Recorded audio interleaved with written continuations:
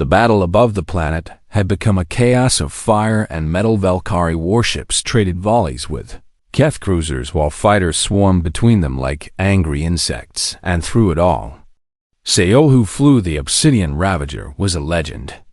A nightmare that had terrified Valkyrie handlers for 2 centuries now. The Keth were learning why Seol, whose plasma fire cut through their ships like a blade through silk. Her claws tore open armored hulls. Her tail swept fighters from the sky and on her back. Yuna held on with all her strength and guided her through the battle. 3 fighters coming from below. Yuna shouted. Solu rolled and dove, catching the fighters in a stream of fire that left nothing but ash. Capital ship charging weapons on the left. Seol banked hard and came around behind the massive vessel, her claws finding the weak points in its armor and tearing them open. The Keth commanders did not understand what they were facing. Their intelligence had told them the Dominion's Ravagers were mindless beasts, controlled by handlers through neural implants. This creature moved with purpose and strategy. This creature had a rider who seemed to know its thoughts. This creature was winning, but Yuna could feel Seolhu's exhaustion growing with every passing minute. The dragon's wings were beginning to falter. Her plasma fire was growing weaker. The enzyme extraction had damaged her more than anyone knew, and she was burning through her remaining strength at a terrifying rate. Seolhu, we need to pull back, Yuna urged. The dragon roared in defiance. Please, Yuna begged. You are killing yourself. Seolhu did not respond. She just kept fighting, kept burning, kept destroying everything that threatened the world below. Then Yuna saw Ida. Keth frigate had broken through the Dominion lines and was heading straight for the planet's surface. Its weapons were charged and aimed at the main city, where millions of Valkyrie civilians lived, including her father, Seolhu. Yuna screamed. The dragon saw it too. She changed course and dove toward the frigate with everything she had left. The Keth saw her coming and opened fire. Energy bolts slammed into Seolhu's body, burning through scales that had withstood attacks for 200 years. The dragon screamed in pain, but she did not stop. She reached the frigate and crashed into its hull, her claws tearing through the armor plating. Jaws clamped down on the weapon systems and ripped them free. The frigate began to fall, its engines failing, its crew scrambling to escape. Seolhu let go and tried to pull away, but she was too weak. Her wings could not hold her. She began to fall toward the planet below, spinning out of control. Seolhu, Yuna cried. The dragon could not respond. She was barely conscious, her body broken, her strength completely spent. Yuna held on as the world spun around. She could see the ground rushing up to meet them. She could feel the heat of re-entry burning against her skin. She closed her eyes and thought of her mother. She thought of her father. She thought of the dragon, who had become her friend, her partner, her family.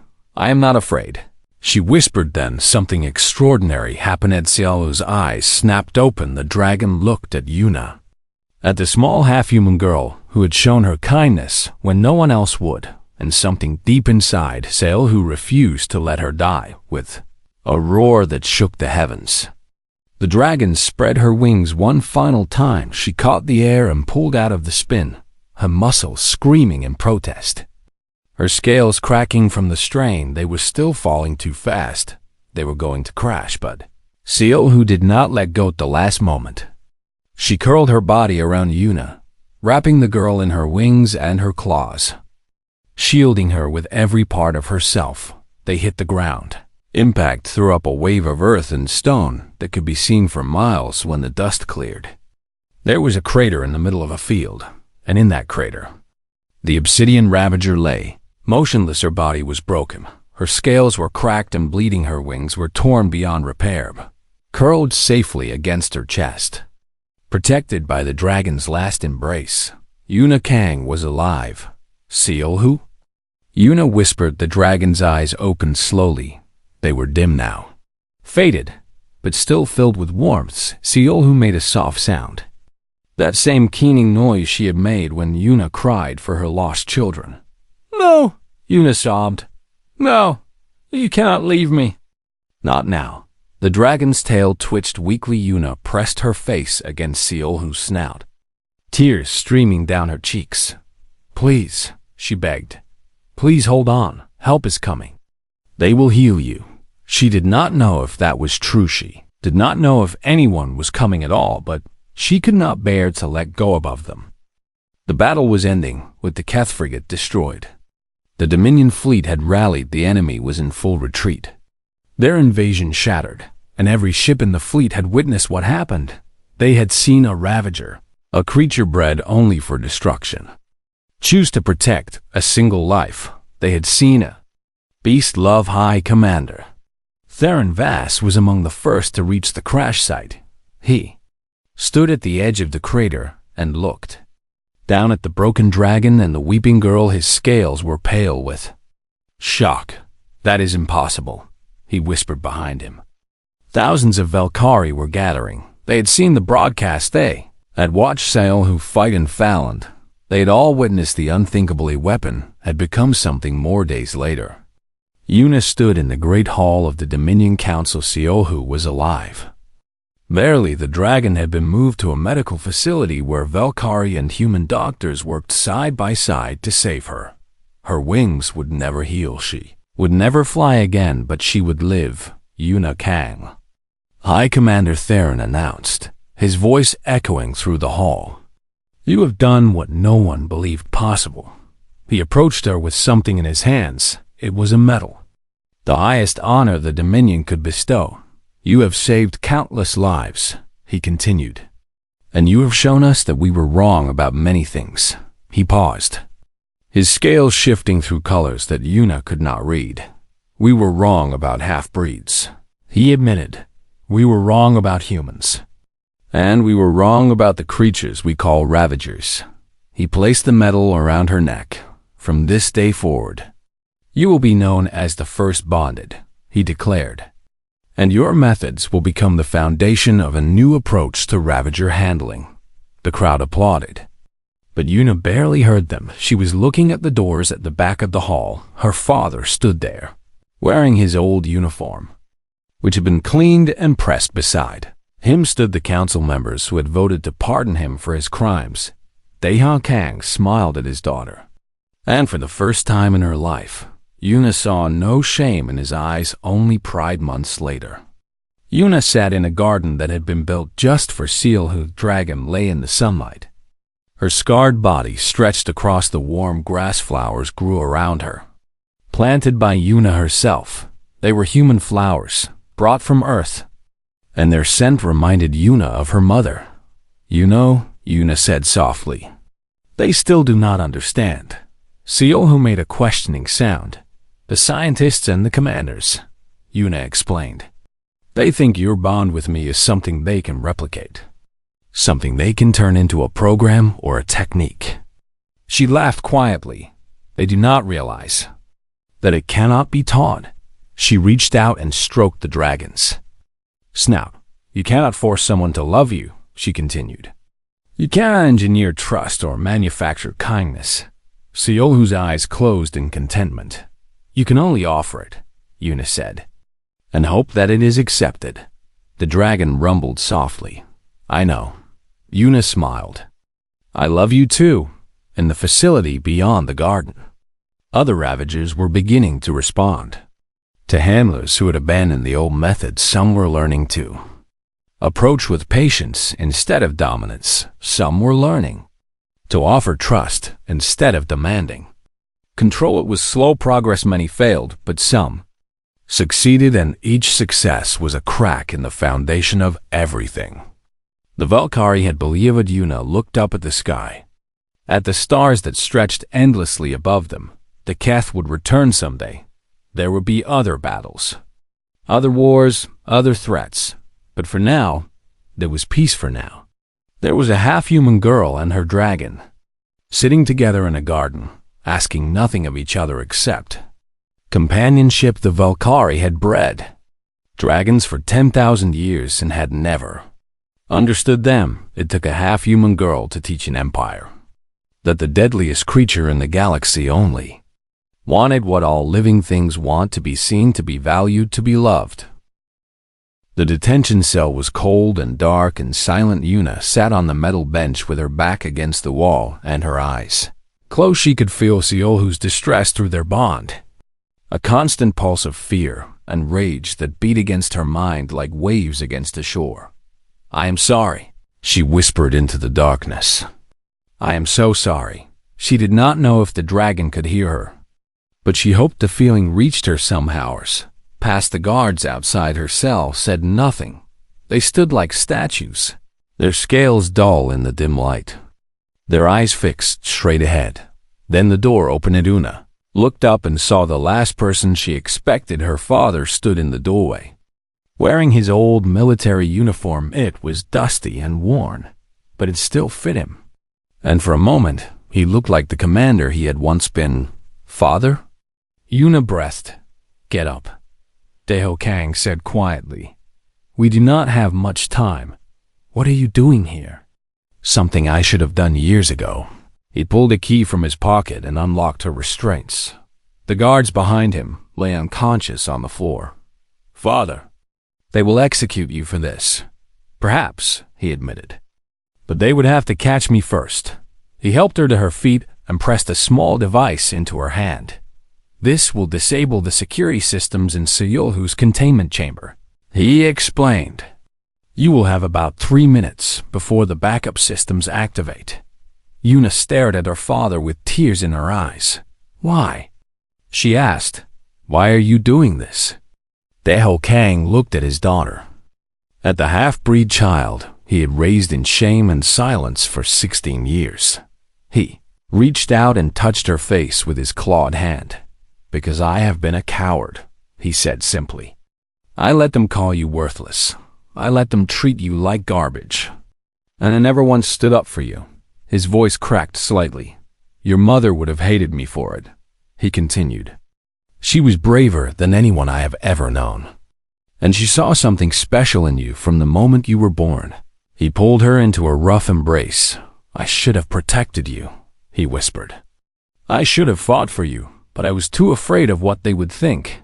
Yuna hugged him back, feeling the ridges of his scales beneath her arms. "It is not too late," she said. "No," he agreed. "It is not." They separated, and Deho straightened his uniform. "Now go," he ordered. "Save your dragon." Yuna ran. She sprinted through the corridors of the facility, ducking into side passages whenever she heard footsteps. The alarms had not sounded yet, but she knew it was only a matter of time before someone discovered her escape. She reached the containment level and found the entrance guarded by 2 soldiers. Before she could decide what to do, a voice called out behind her, "There she is!" More soldiers appeared at the end of the corridor. Yuna was trapped.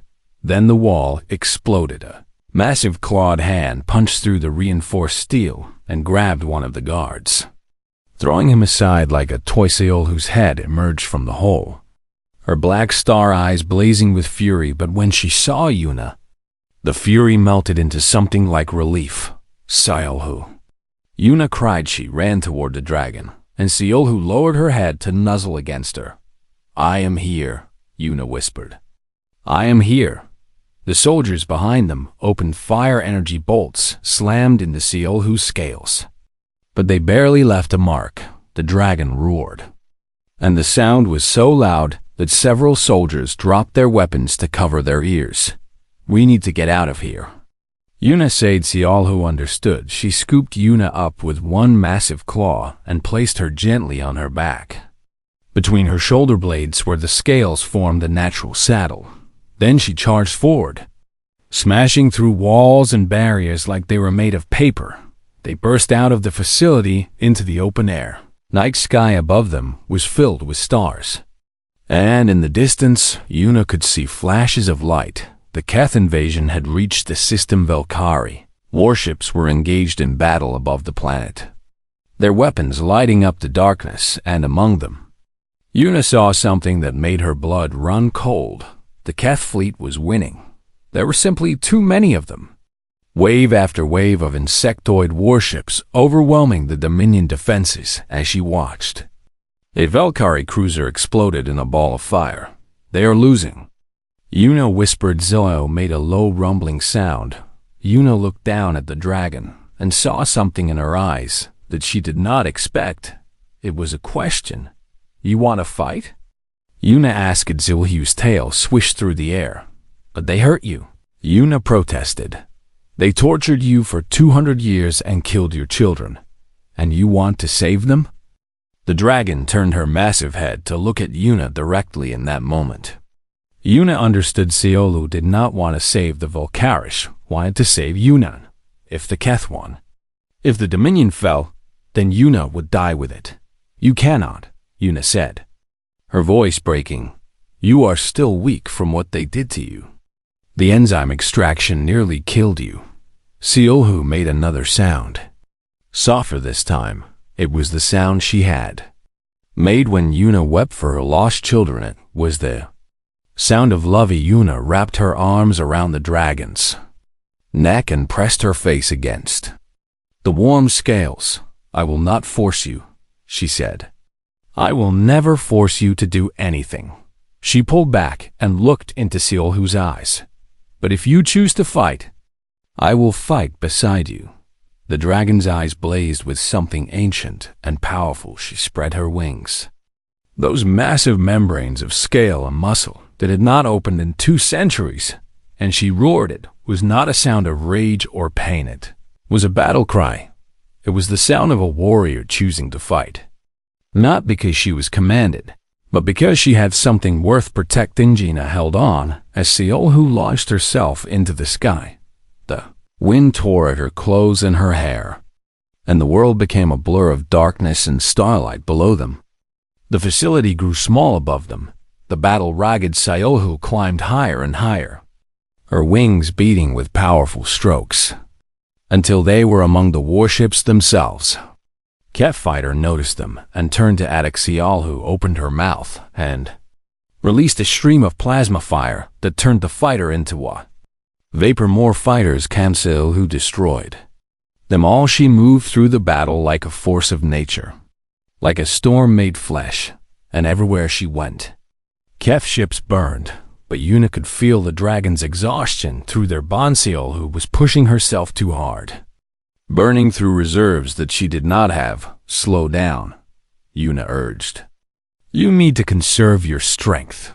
The dragon ignored her. She had been caged for 200 years. She had been tortured and broken and stripped of everything she loved. And now, finally, she was free. She was not going to waste this chance. So she fought, and Yuna fought with her, not with weapons or claws, but with her voice, calling out warnings when enemies approached, guiding Seolu through the chaos of battle. They were a team. They were partners. They were something the galaxy had never seen before, and together, they began to turn the tide. The news of what happened in the arena spread across the Dominion like wildfire within hours. Every citizen had seen the footage of the half-breed girl sitting calmly while the deadliest ravager in existence lay down beside her like a pet. The reactions were mixed. Some called it a miracle, others called it a trick, many called it an embarrassment. High Commander Theron Vass called it a problem. He sat in his private council chamber with his most trusted advisors, watching the footage play over and over on the holographic screen. "How did this happen?" he demanded. "We are still analyzing the data," Chief Scientist Vera Sol replied, her scales pale with nervous energy. "But our preliminary findings suggest that her hybrid physiology played a significant role." She pulled up a chemical analysis on the screen. "The human half of her genetic makeup produces specific pheromones that we have never encountered before," she explained.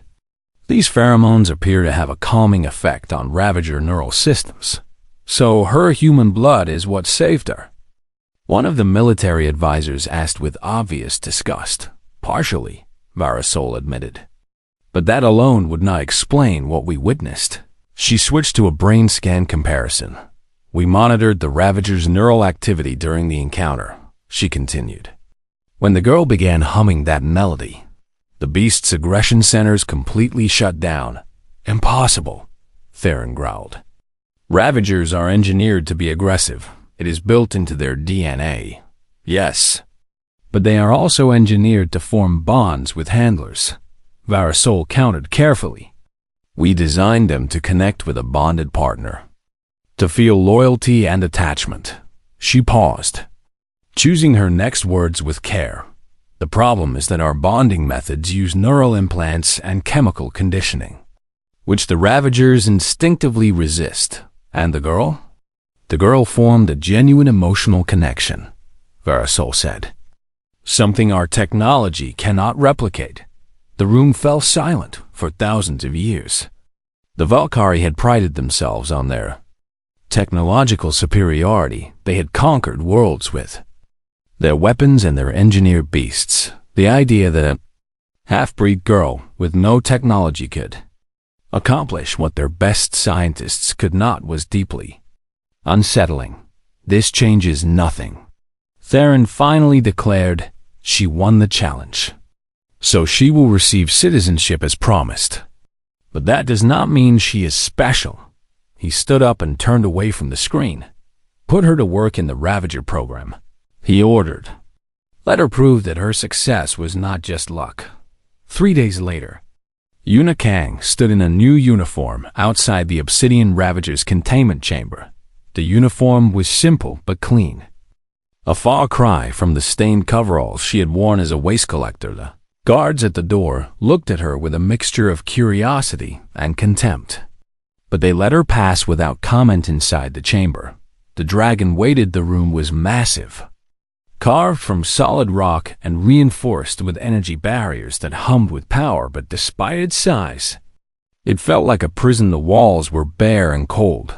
There was no natural light, no growing things, no comfort of any kind. The Obsidian Ravager lay in the center of the space, its eyes tracking Yuna as she approached. Hello again, Yuna said softly. The dragon's tail twitched in what might have been a greeting. Yuna walked closer and sat down on the stone floor. Just as she had done in the arena. I am going to be working with you from now on, she explained. They want me to prove that what happened was not just an accident. She reached out and placed her hand on the dragon's snout. The scales were warm under her fingers. But I think you and I both know it was not an accident, she continued. You chose to trust me, and I did not take that lightly. The dragon exhaled slowly, and Yuna felt the warm breath wash over her. I am going to give you a name, she decided. Because you deserve one, she thought for a moment, remembering the stories her father had told her about her mother's homeland. Seolhu, she finally said. It means shadow friend in the old language of my mother's people. The dragon's eyes seemed to brighten at the sound. Do you like it? Yuna asked as Seolhu made a low rumbling sound deep in her chest. And Yuna somehow knew it was approval over the following weeks. Yuna spent every day with Seolhush, learned that the dragon was female and incredibly old. Possibly the last of a wild species that had once ruled an entire planet. She learned that Seolhu had been captured as a juvenile and had spent 2 centuries in captivity. Subjected to countless attempts at forced bonding, she learned that the dragon had once had offspring. Eggs that had been taken from her and used in weapons testing. All of the eggs had been destroyed. Seolhu had been fighting ever since, killing every handler who came near her, waiting for death that never came.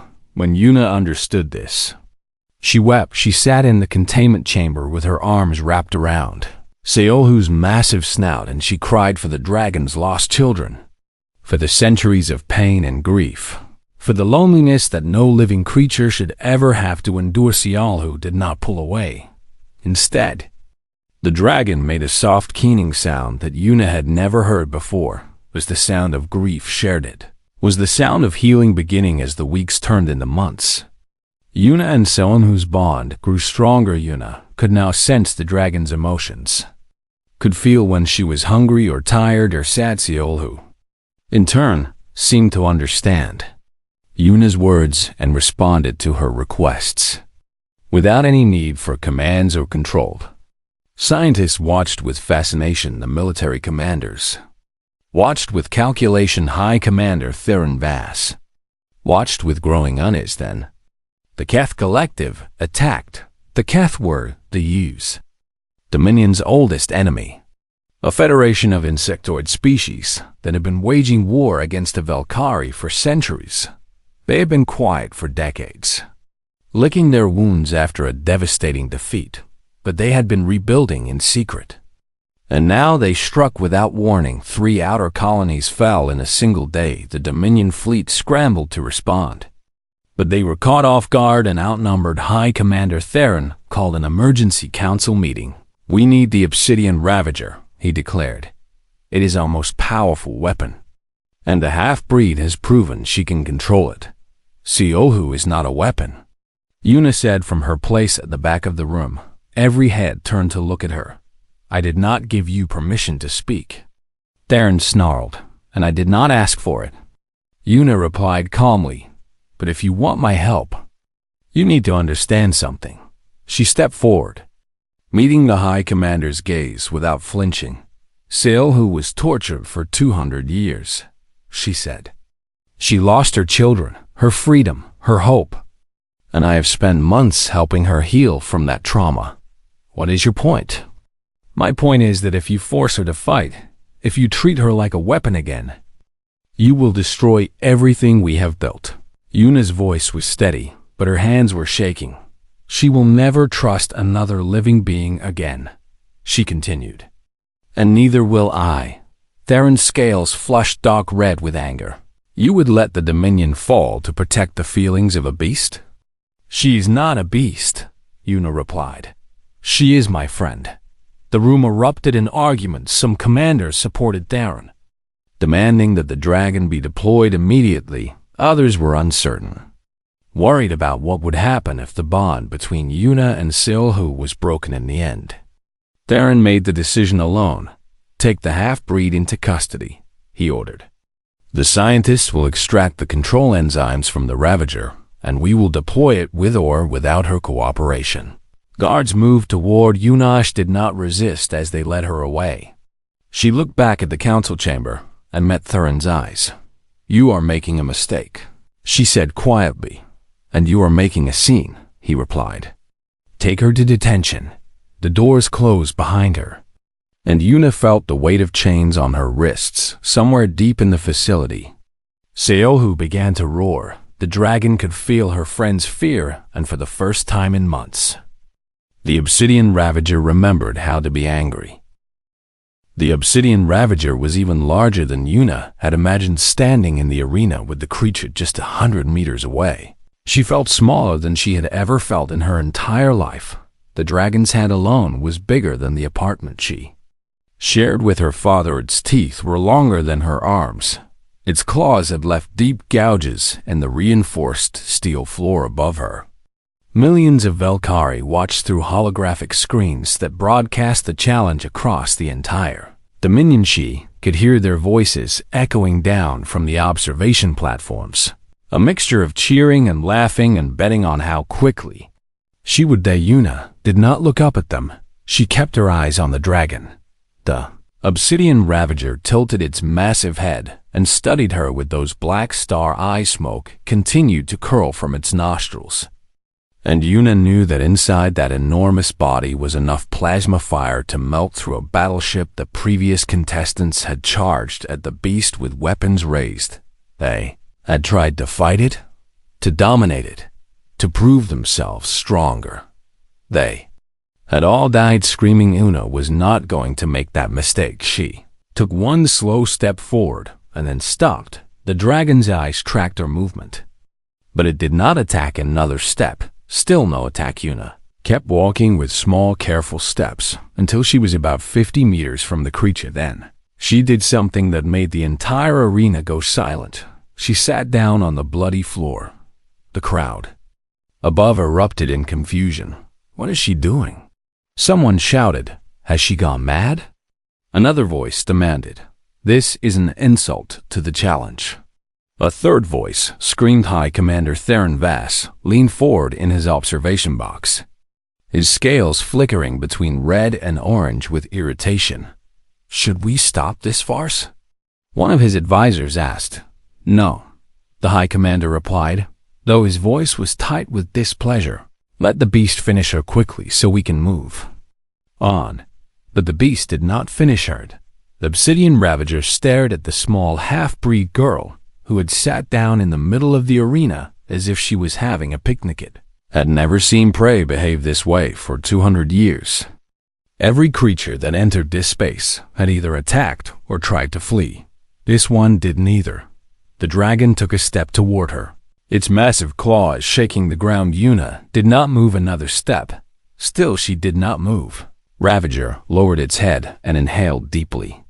Tasting her scent, its nostrils flared and something like confusion flickered in its ancient eyes. She smelled wrong. She smelled like a Valkyrie, but also like something else. Something the dragon had never encountered before. The human half of Yuna's blood carried pheromones that the Ravager's predatory instincts did not recognize. It could not classify her as prey or threat or rival. She was something new. Yuna watched the dragon's nostrils flare, and she understood that she had passed the first test. The creature was curious, not hungry. That was good. That meant she had time. She slowly opened the small pouch she had been carrying and pulled out a piece of dried meat. It was nothing special, just a ration bar from the worker cafeteria, but she held it out toward the dragon on her open palm. "I am not here to hurt you," she said softly. The dragon's ears, which were really just ridges of scaled flesh along the sides of its head, swiveled toward the sound of her voice. Yuna kept talking. Not because she thought the dragon understood her words, but because she wanted it to hear her tone. "I know you have been hurt," she continued. "I know they have treated you like a weapon, like a thing to be used and controlled." She paused and swallowed hard. "I know what that feels like." The dragon took another step closer. It was now only 20 meters away, close enough that Yuna could feel the heat radiating from its scales, close enough that one snap of those massive jaws would end her life. But she did not run. Instead, she did something that went against every Valkyrie instinct she had been taught. She looked away from the dragon. She turned her head to the side and exposed her neck, the most vulnerable part of her body in the observation platforms above. The crowd gasped among the Valkyrie.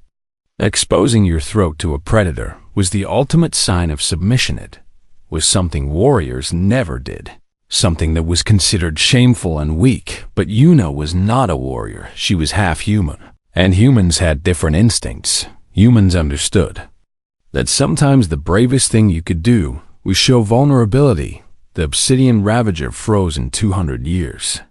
No creature had ever submitted to it. They had all fought, all resisted, all died with weapons in their claws. This small, strange-smelling creature was offering herself without a fight.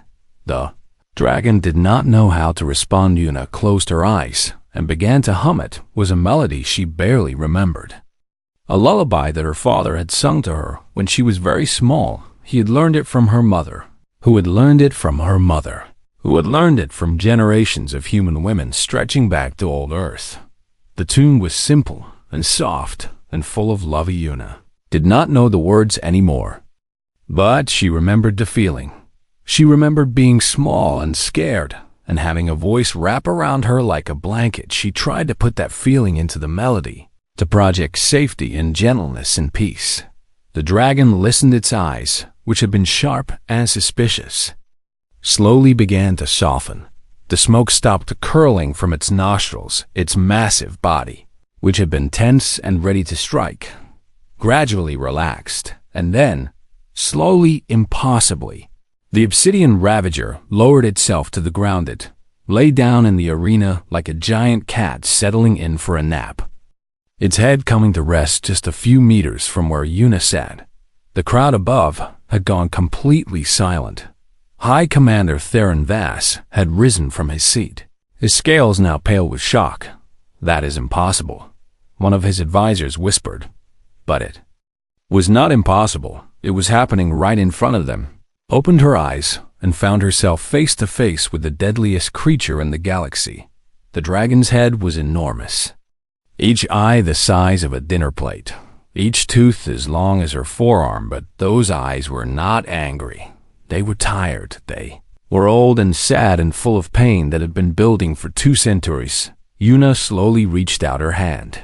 The dragon did not pull away. Her fingers touched the scales just above the creature's nostril, and they were warm and smooth like sun-heated stone. "Hello," Una whispered. "My name is Una." The dragon exhaled a long, slow breath that ruffled her hair and carried the smell of ash and something sweet like burning flowers above them.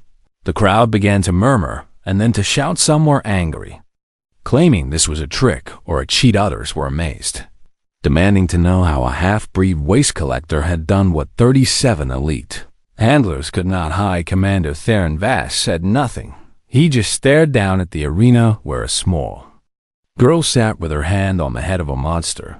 He'd expected blood and fire and death. He had gotten something he did not understand, and that, more than anything else, frightened him. Down in the arena, Una kept her hand on the dragon's scales and felt a connection forming. It was not like the neural implants the handlers used. It was not forced or artificial or cold. It was something older and simpler. It was trust.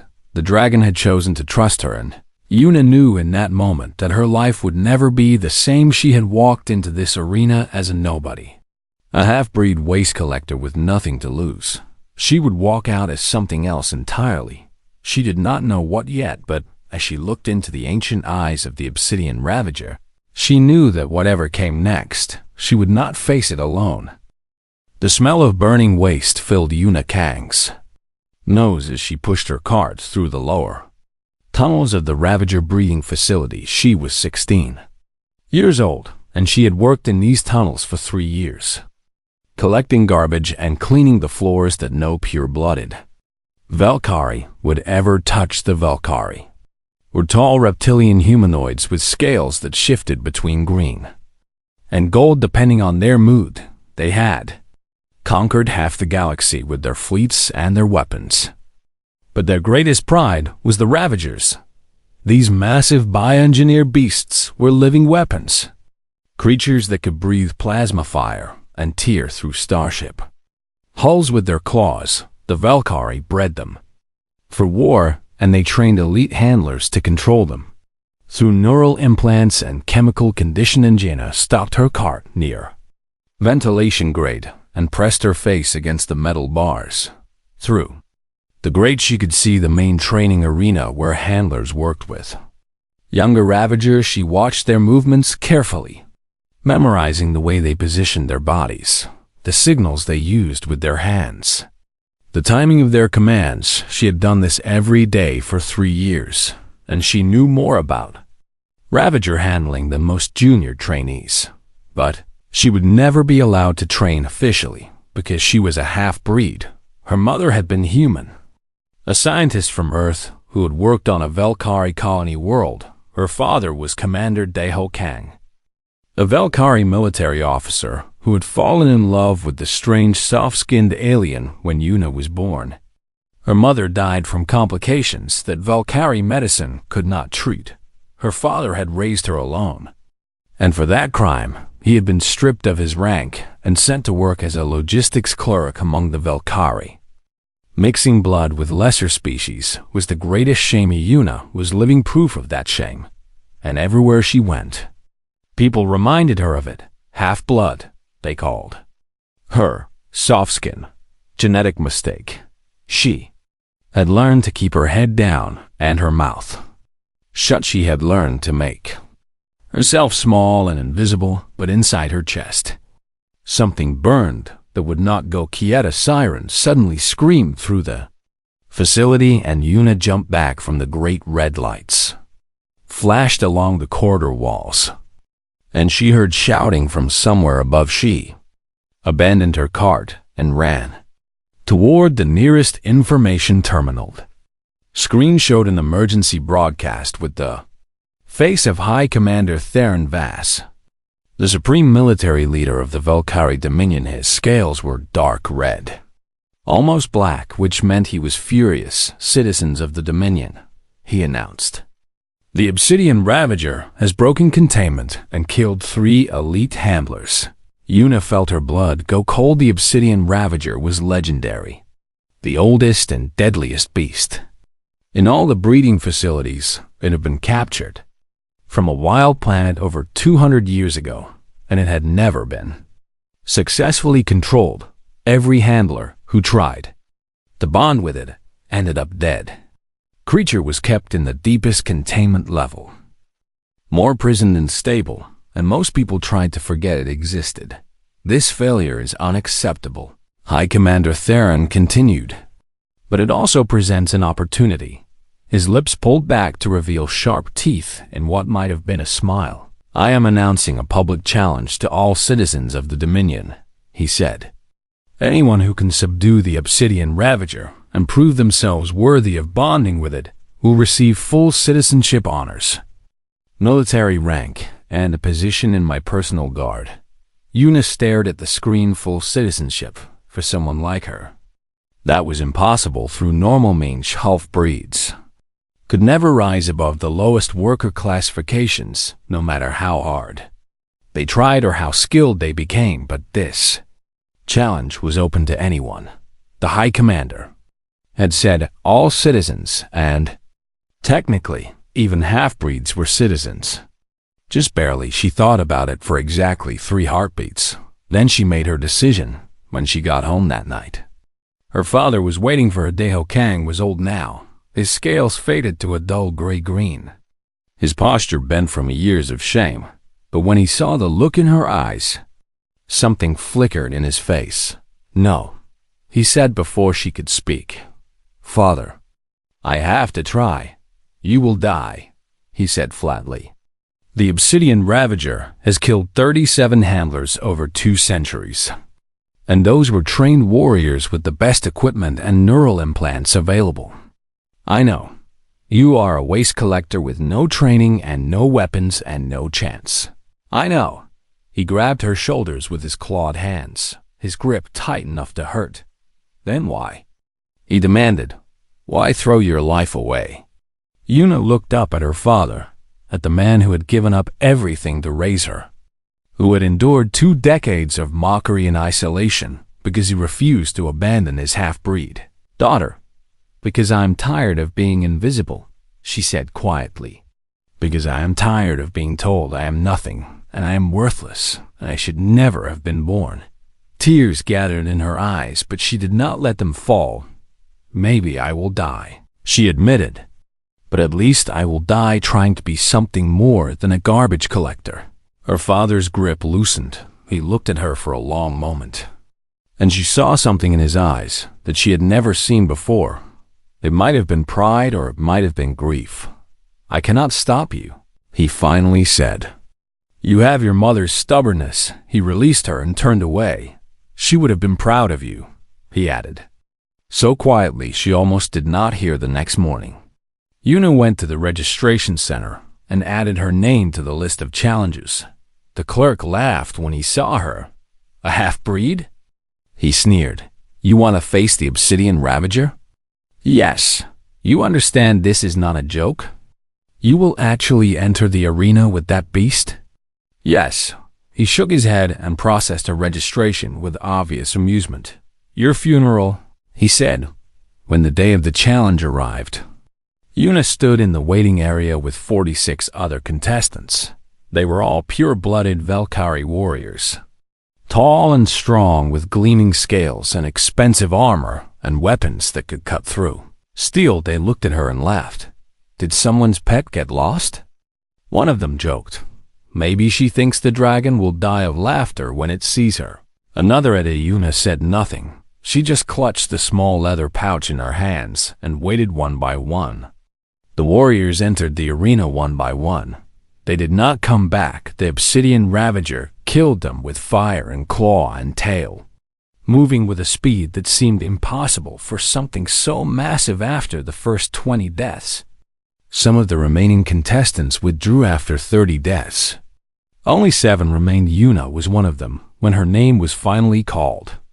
She walked toward the arena entrance on legs that trembled, but did not stop. The massive doors opened before her, and she saw the arena for the first time. It was a vast circular space with walls of reinforced steel and a floor stained with blood, both fresh and olden. In the center of that space, watching her with eyes like black stars, was the obsidian ravager. It was beautiful. That was Yuna's first thought, and it surprised her. The creature was enormous, easily 50 meters long from nose to tail, with scales that shimmered between black and deep purple. Its wings were folded against its back, and smoke curled from its nostrils with each breath, but it was not attacking. It was watching her. And in those ancient eyes she saw something that the other contestants had probably missed. The dragon was not hunting. It was waiting. Yuna took a deep breath and walked forward, her small pouch clutched against her chest, her heart pounding so loud she was sure the beast could hear it behind her. The arena doors slammed shut with a sound like thunder. She was alone with the deadliest creature in the galaxy, and for the first time in her life, Yuna Kang did not feel invisible.